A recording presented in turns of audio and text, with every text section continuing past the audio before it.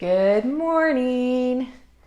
We are going to do some work today with a ball and a strap. You can use a piece of material or a TheraBand as well as a regular buckle strap. That is totally fine. So we're going to begin our work on a chair, and it's all just about finding some more ease and this idea of a core of calm. All right, so you're going to bring that leg up. We're going to find the feet. And as we find the feet, I also want you to connect in with your breathing. So inhale and exhale as you are feeling your feet. And all I'm doing here is just taking my thumbs and massaging up around the top part of the forefoot and into the toes and in and around the heel. That's it.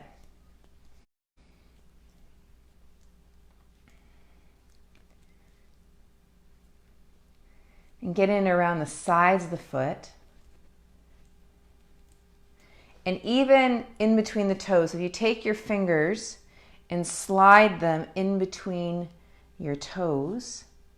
Now sometimes your toes splaying might feel a little bit limited. So just bring them down as far as you comfortably can, right? And then allow yourself just to move that forefoot around a little bit. Now, I've mentioned this before, but there are these great little tools called Joya toes. They're a great tool to place between your toes and even walk around the house because they've got a flat bottom. You can practice a lot of your standing poses and sitting poses with them. Okay, and then just moving around and let that foot just start to become awake. Okay, and then after you do that, take your foot down onto the floor and notice the difference between the left and the right feet. Okay, and then come up with the other one. And same thing. And as you're massaging out your foot, then notice your breathing too. Like it's so easy to just, massage your foot. It's so easy to feel into your toes. It's so easy to, and not breathe. So feel yourself breathing.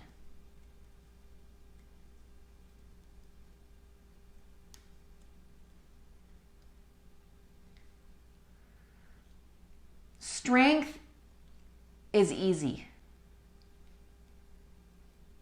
Building strength is easy. I know it seems hard, but it's easy. When you have a foundation of ease, of calm, when you've got the coordinating patterns and your body parts connect better, strength naturally arises, right? If you are loading yourself and you've got a ton of compensatory patterning and you're loading yourself, you're just going to load on top of tension, which is a big reason why a lot of people have cyclical patterns of pain because they've been told they're weak or they think they're weak, right? It's really easy to make an assumption that you have pain, so you must be weak. And then you strengthen yourself, but you haven't resolved the underlying movement patterns to begin with, yeah? Okay, now watch and look at your feet. Yeah. All right, perfect. All right, so now from here, just going to take the chair away and then bring the strap and take the strap around your lower ribs.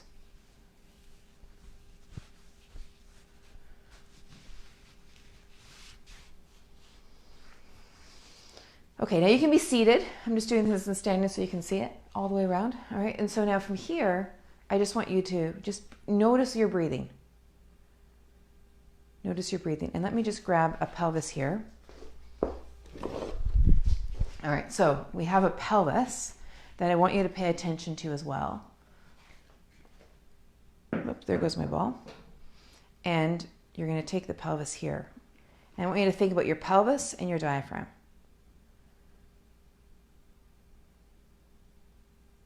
Now, this is just an image. We're not doing anything with this pelvis yet. I want you to imagine that without changing the volume of your breath, that you can bring your breath wide into your ribs.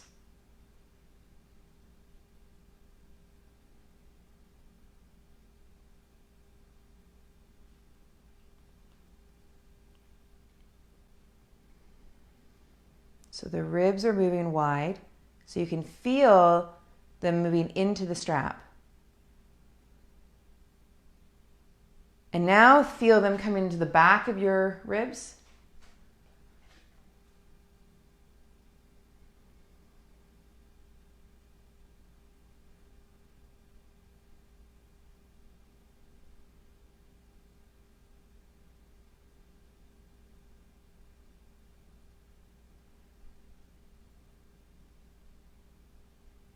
And then both sides and ribs. And so even though I'm putting my hand on one side, I do mean both. So now you feel the ribs moving wide and back. And now as you do that, bring your attention to your pelvis again, knowing that your pelvic floor is the floor of your torso. But there's also orifices that need to allow for the passageway of fluid and matter. So as you're moving through your rib cage and allowing that breath just to move inside of you, see if you can feel it towards the pelvic floor.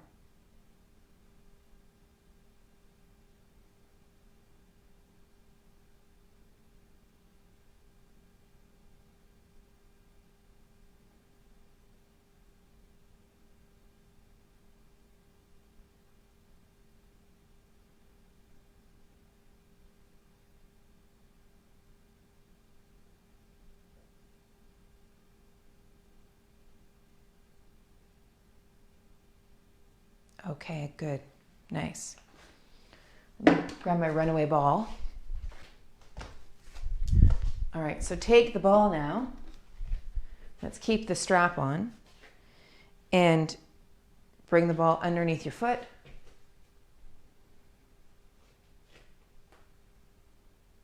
You're just going to roll out your ball. Okay, I sometimes just like placing it at the forefoot. And just finding some of the points there that might be a little bit needing some love.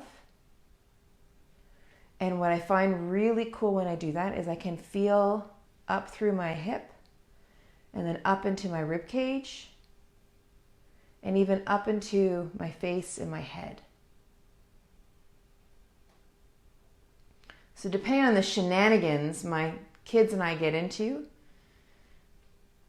the releasing through the foot, I can feel all sorts of shifting all there through my body.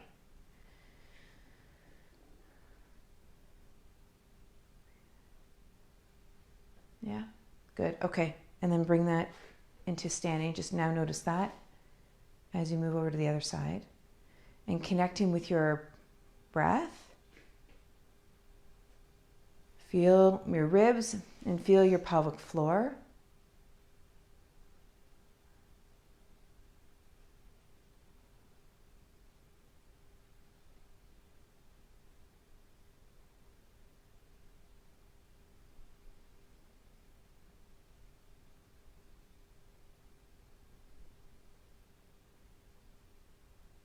Good. Okay, and then let that go. Okay, and now just feel, yeah? Yeah.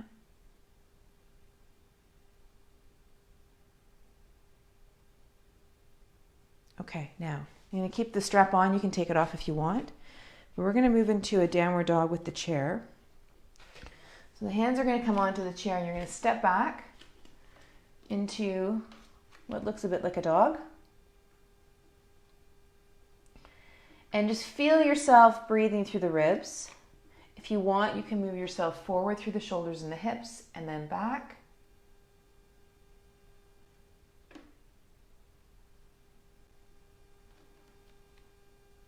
And just notice where you're gripping. And can you do this movement and do the whole movement, do the range, but with a little bit more ease. So with 5 to 10% more ease and still do the whole movement. Yeah. Can you let go just a little bit more while you're in the movement. Sort of an interesting idea, really. You begin to see how much strain, I'm going to bring one foot forward into pyramid, how much strain that you and others utilize to do movement. And it can sometimes be extraordinarily inefficient. Doesn't make it wrong. Sometimes we need inefficiency to get a job done, right? Okay, and then come back to the doggy version. Okay, and then step forward. But just notice that there can be another way, right?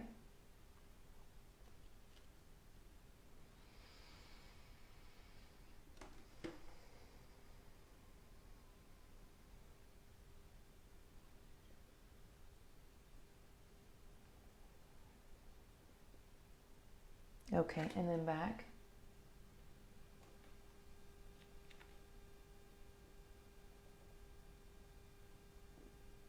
Okay, now we're going to come into a lunge utilizing the chair. So I'm going to take the chair and put it in at a bit of an angle. And then I'm going to take myself onto the chair so that corner is poking out. Now if you want to just do a lunge in standing or in without the chair, go right ahead. Now what I've also done is I've put my heel against the wall. So I'm pushing the heel back into the wall. And now with this front leg, I'm just letting the chair support my front leg, so I don't need to utilize the muscles in a big way with the front leg. But what I am doing is I'm pressing my heel back. So this leg, this back leg, it's doing a little bit of work for me. The chair is doing the work of my front leg. The back leg is pushing through the heel. Yeah, and then we can also add a little side bend. If you're going to put the hand on here, keep it butterfly pressure or no pressure at all. Let that leg and let the chair support you. Yep. Good. And then let that come back. And then other side.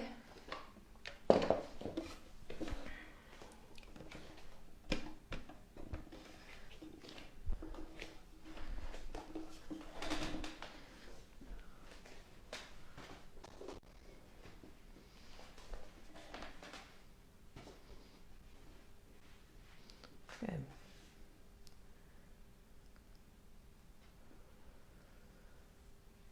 Easy, easy, easy breath. And then take a bit of a side bend.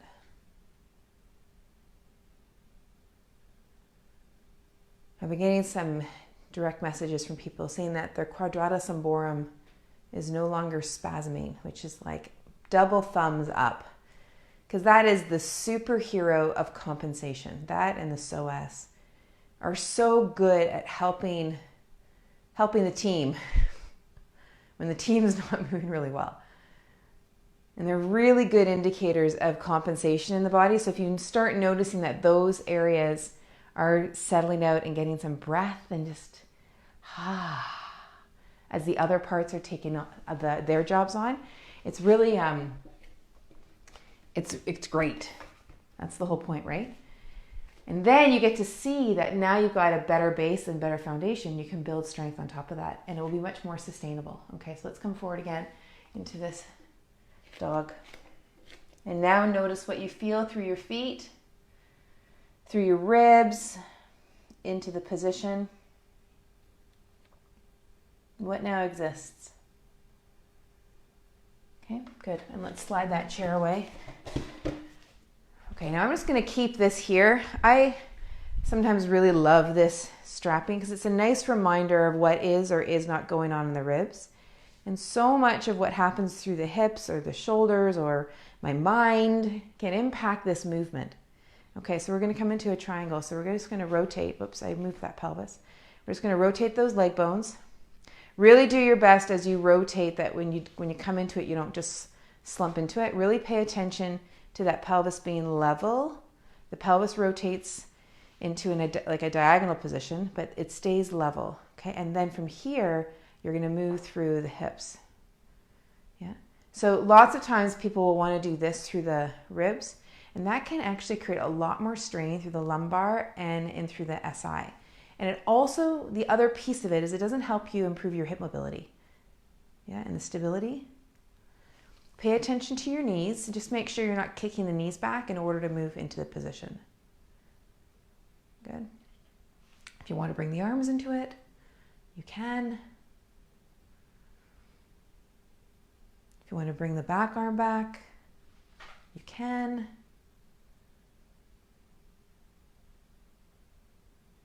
And then come back up.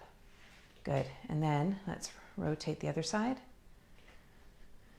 Okay, and feeling the feet. Thinking about what you did earlier on with your feet and how the suppleness of the feet contributes to the strength and the suppleness of your legs and up through the torso. Now, you know me likely as someone who talks a lot about shoulders and hips, which I do. I talk about them a lot. And I don't talk a lot about the feet, which is true. But I do talk about connecting the two of them. Yeah? Because each influences the other.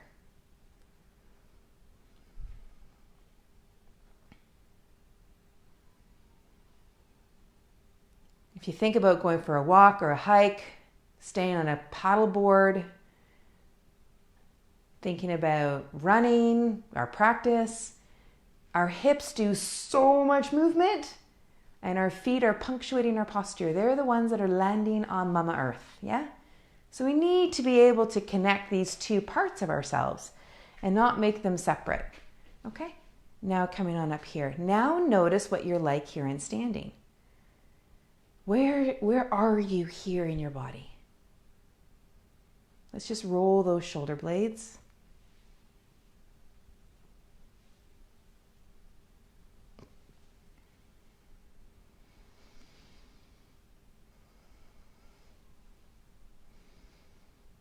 Nice. Okay, come back to your chair.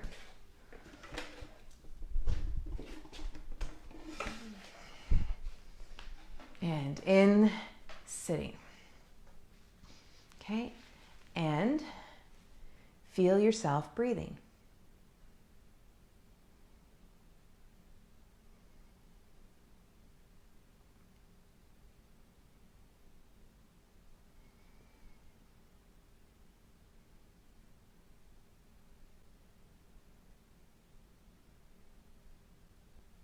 The nice thing about moving first before coming into a quiet breathing / meditation, quiet mindful practice is that it can move out all those heebie-jeebies that can build up during a day when the day is a bit tense. And then you can find yourself in your seat. I remember a meditation teacher once telling me that meditation is really just about cleaning the lens of your glasses. It's just helping you see clearer.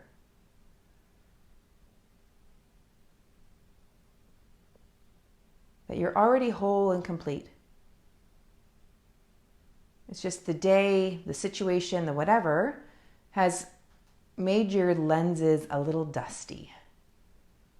So this process of movement can kind of help us see us again being lenses that are a bit dusty, and then as we come into a quiet breath meditation practice, we can wipe the dust clean.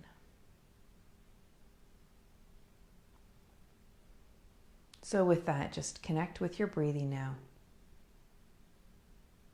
And notice where you are now.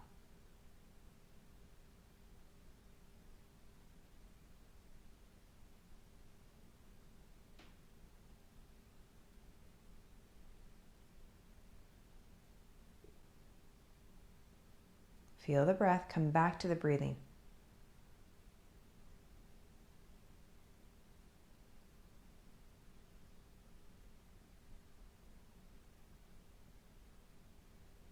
The bedrock and the foundation of strength is ease. It's not brace, it's not grip. Ease is what makes us agile.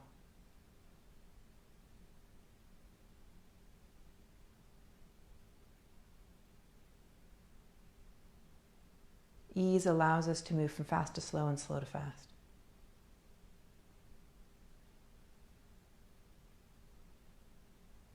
It helps connect all the coordinating patterns in our body and in our mind. It helps us notice if we're being efficient or inefficient. So come into this breath. And can you make your breathing even here in the sitting position, whether it's the sitting position or the breathing itself, can you make that 5 to 10% more easeful?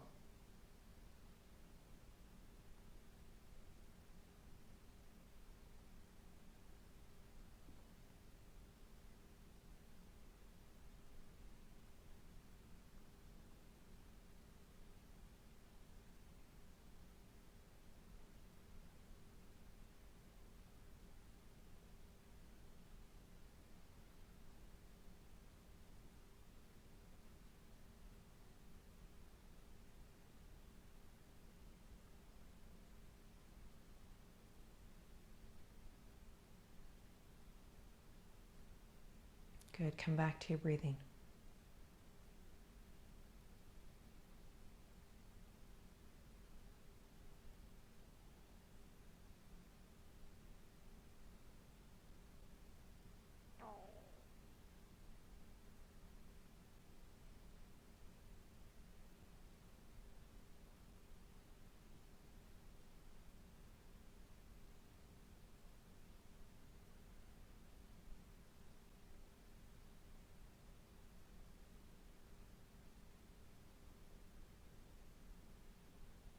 It starts with ease.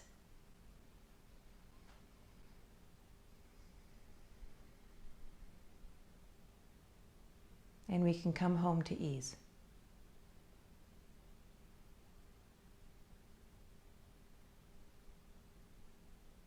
So those of you who are runners or cyclists, walkers, when you're out with your dog, whatever activity you're doing, can you do it with 10 or 15 or even 5% more ease and still have the same result? That last part is what's vital. We all can do it with more ease. All we need to do is lie on the couch, right? So to speak. That's not what I'm saying. I'm saying have the exact same result and use less effort. Same result, less effort. What would that enable you to do? How would that make you feel? That's your challenge for today. Take your hands together and breathe in with ease and out with gratitude. You guys have a really, really, really wonderful rest of your day, whether you're going to sleep right now or you're just starting your day like I am. And today is another pancakes day, so off I go to make pancakes for my little kiddos. If you do want to know about our no wheat buckwheat pancake recipe, let me know and I'll post it, okay? Take care. Have a nice day.